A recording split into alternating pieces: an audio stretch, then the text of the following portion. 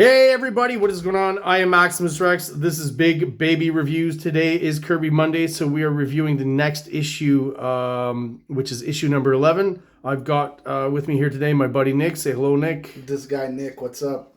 At this guy Nick online, and you'll find him.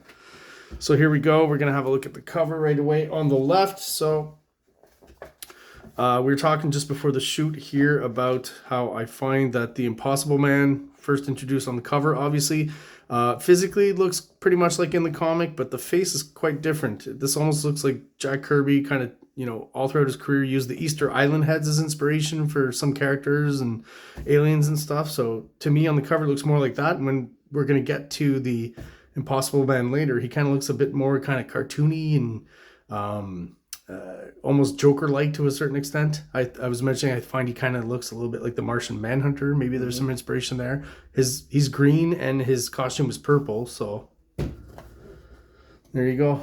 The story you requested, Day with the Fantastic Four, featuring never before revealed facts about the FF's past and present. Oh. So we got a pretty cool, this I would guess maybe one of Kirby's first full page splashes, at least in the Fantastic Four. Up to now, we've been having about like 2/3 splashes with smaller panels or description at the top. This, to me, I think is the first full splash we've seen. Pretty pedestrian scene, but you still got lots of movement and action in the Kirby style. A little paper boy. Yeah, well, I mean, it's a pretty good, like every character is doing something different, right? This guy's reading, this guy's running over, this guy's talking to this guy, right? Everyone's like doing something. They're not just standing there. You're reading a thing comic? Marvel comic? It does look like yeah, it's very blurry, but is that the Fantastic Four, I would assume? Like that almost looks like a four. But it looks like that back of the issue there with the guy, the artist sitting at the desk. Oh, you want to become an artist or something? Yeah, I forget what it was. Yeah. Let me just zoom that over there. Whoops. I mean, pretty good overall. The one thing I think looks weird in this splash page is this character here. There's just something about the length of his arms that I just find a little weird and off-putting. Also, the inking I don't think is that great. Nick was also, you were saying that like these were like retraced from the originals or something. Yeah, so like Masterworks, they're scanned. They take the originals, they scan them, and then they're retraced and recolored digitally for print. Wow. So I guess that leads to, as faithful as these artists probably try to be to the original art, I'm going to assume they're not paid very much to do it. So they're probably trying to get through this pretty quickly. So it leads to, I just find like these Masterworks just a little bit blurry somehow with the inking. Anyways, we got some interesting sequence. I'm not quite sure what's going on here. Watch me. Look at me stretch. I'm Mr. Oh, okay. So he's got... Oh, they're playing like they're the Fantastic Four. Interesting. I wonder... I guess it's like the early, Silver Age equivalent of like cosplay is what's going on here. Yeah, you have a thing. Mr. Fantastic. Yeah, right there. And the actual thing. I like how originally, like, this whole trench coat, hat, fedora look that the thing has, where he's trying to lay low and stuff. He almost like, I don't know, he ends up... out. Well, yeah, he basically ends up standing out as like a craggly faced, like rich dude or something who dresses with like, pompous clothing or whatever. Especially here, I don't know. There's just something, I don't know. Something about it.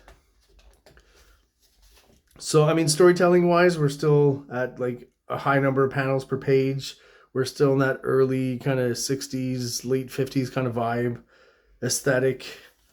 Kirby's not going all out quite just yet. We'll see little glimpses of it. We'll try to point them out when we see them. I'm not sure in this issue. I know some of the further issues we'll review, there's some of that stuff. Yeah, at this point, it's just kind of a traditional, early 60s comic. But I'm always surprised at how much story they cram into these as compared to modern comics, right? Oh my god, dude, these issues are standalone issues, right? You can read one issue and be fine, whereas now comics are done for trades. 6 issues and get the trade out. The 6 issue story arcs. Yeah, like the decompressed storytelling they call it. Yeah, absolutely. And here I would say what we've got is like hyper compressed storytelling. We've got, the story here of this guy playing football and then going to the war, and it's all in a flashback sequence throughout the actual regular story of the issue. So it's very, again, lots crammed into just one issue. Mm-hmm. And it's weird because we're only getting like 22 pages now, whereas then there was like 40 and 48 pages. Sometimes, yeah. I think these counted. Most of these Fantastic Four issues are 24 issues, which seemed to be the standard at least for a while back then. And then at some point it moved to 22, maybe later in the 70s or 80s. I'm not quite sure. And yeah, and this issue actually even has like 2 stories. And just around, I didn't count specifically, but I assume about 12 pages each story. Always love those fantastic Mr. Fantastic moments when he's stretching here early on. I still kind of, they're still playing on in these early issues on that gimmick, and I think less and less of Mr. Fantastic using his powers is going to happen, and more of him using his brain. Later on in somewhere in Fantastic Four lore, they came up with this idea that Mr. Fantastic is also very smart and gets smarter because he can actually stretch his brain, right? Which is kind of interesting. Yeah, so, just kind of a typical early Silver Age sci-fi story here. Not anything super memorable in the Fantastic Four canon. What's maybe a little bit more memorable is this odd-looking fellow. The Impossible Man. There's a whole thing back then of like, in the 50s and 60s of like imps and like magical beings, the Flintstones, right? There's that little guy who followed Fred around later on, and that was like in the 60s. He was a little alien guy, and he would just, I forget his name. Gazoo? The Big Gazoo or something? Yeah, Gazoo. Yeah, we're talking about the same guy, obviously. So there's a bit of that there, so I don't know where that comes from exactly. Like, there's that kind of trope. I feel like he's fits in that mold a little bit, but does look kind of like the Martian Manhunter to a certain extent. That same era, right? Yeah, I'm wondering if they stole like the color scheme and stuff.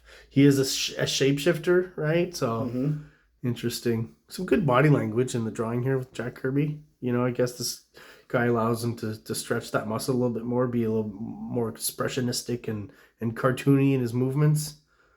I really like this shot of the torch here. I don't know why. There's just the angle, kind of looking up at him a bit. Yeah, it's something I find kind of cool. The fact that you can almost imagine the wind, that's pushing the fire there. Yeah, at the same time, though, yeah, the Impossible Man is not, I don't feel like this, we kind of know about him, but I don't feel like this is a reoccurring character, at least not anymore today in modern times, right? I haven't seen him. Yeah, he's kind of a product of his time, I feel. Well, because he's overkill for storytelling. Yeah, because he can do anything, right? He resembles as well like Mr. Mxyzptlk. Is that Mxyzptlk? However you're supposed to say it. From Superman. Right? So there's that trope that is around back then that some of these tropes end up disappearing. So it feels to me like the Impossible Man is really a product of his time. And some of this early Fantastic Four stuff, yeah, those characters don't come back. We're gonna meet at some point Paste Pot Pete. You've heard of this guy, right? So this guy's just got like a big glue gun is what it is, and he carries a paste pot around. I don't even know if paste pots exist anymore. So again, kind of his time. Jack Kirby creates a lot of timeless characters, but a lot of throwaway characters as well, because he's so damn creative. Some more interesting uses of Mr. Fantastic's power. That one's kind of interesting. I like that one. The fact that it's angular and he creates layering and stuff with the arms. That's pretty cool, actually.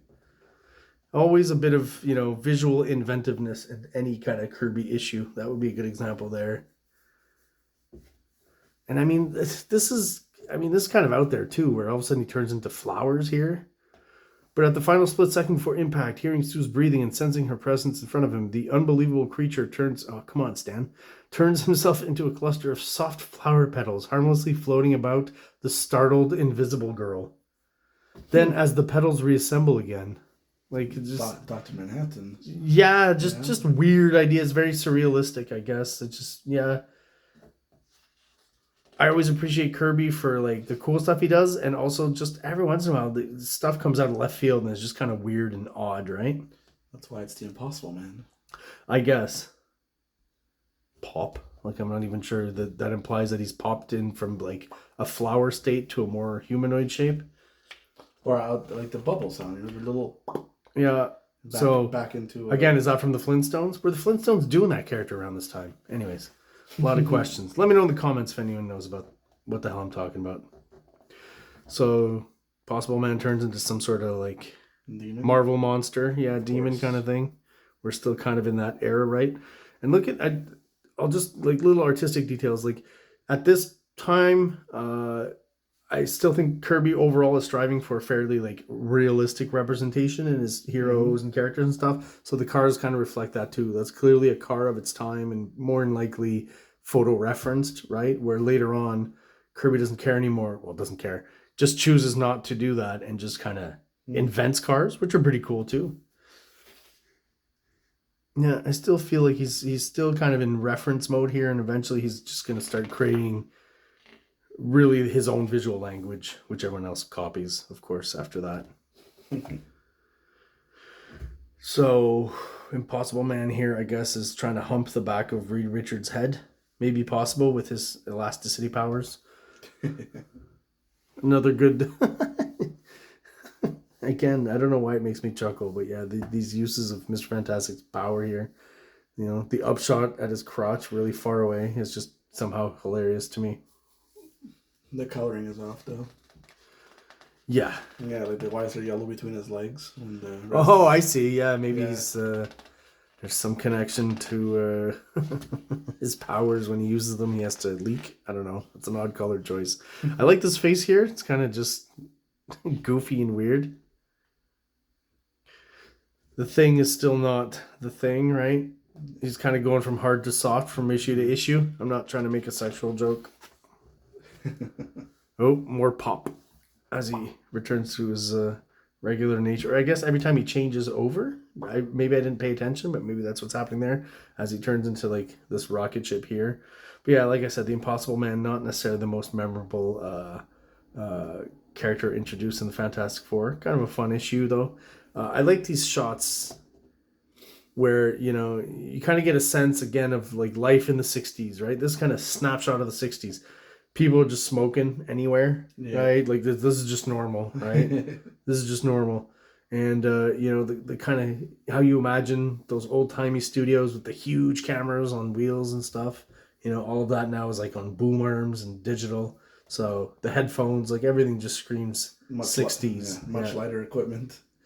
Well, exactly. And we're left off with an interesting Namor pinup. The only reason I mention it, it's a pretty cool drawing, good layering and stuff with the background elements. Kind of some odd, you know, choices for a marine-like, I guess, living room theme. Obviously, Namor lives underwater, but like I find it odd that he would use fishing net, I think is what that's supposed to be as curtains, right? Like I would assume Namor is Viking Greek ship. I guess like something that was shipwrecked, maybe. Decor, but yeah, it's a TV.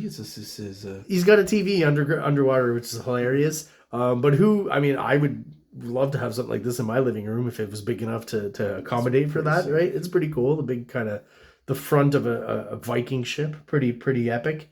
But yeah, I can't imagine Namor is for shipping net or fishing nets rather. You know, I would assume he's pro fish and underwater creatures and stuff. So yeah, not so much for the hunting of those animals. So the interesting part, I don't know, he does have the there you go. I guess you know, it's that 60s mindset, right? We're not thinking ecology and animals and, you know, animal rights and all that back then. I don't think so. You're right. He's been hunting. And this is what I think is the interesting part, right? So it's a fossil fish of species thought to be extinct for millions of years, vanquished by Submariner in uncharted deeps. So I forget exactly what this is called, but since then there's tons of pictures. You can look this creature up on the internet. It does actually exist. It just and was not extinct, but it survives at like obviously very deep water. But the point I wanted to make about this just kind of escapes me right now. Where was I going with this fish here? Oh yeah, this idea when we talk about Jack Kirby and Stan Lee, that, you know, we know Jack Kirby, you know, read Scientific American and National Geographic and things like that. So when I see something like this, you know, I don't imagine Stan Lee, you know, Stan Lee may have said we need a pinup for a Namor pinup at the end of the issue, right? I can't imagine he's like, literally, I want a Viking ship and I want this, not even close. Kirby comes up with this, and where does he come up with this bit and that little bit where he points it out? It's from one of those magazines, looks like right? It's a hunter posing, right? So yeah, you're right, absolutely, with his trophies, yeah, absolutely. definitely kind of what it's given off there. And yeah, that to me is like Kirby came up with that and mentioned that. You know, I don't think it was Stan Lee. I don't think it was Stan Lee request. Largest pearl in existence, blasted loose by submariner from 30-foot clam. Jeez. There's an obvious vagina joke there, but we're just going to move on. All right, well, there we go. That's the end of today's review, guys. We'll leave next issue for next review in a week. If you're not subscribed to the channel, please do so below. It really helps us out, helps us grow, helps get us out there to other people who are into comics. If you are subscribed, thank you so much for still being there. Appreciate the loyalty. Everyone out there, have an awesome day. Nick, anything to add? Peace out. That works. Like, subscribe, like, subscribe.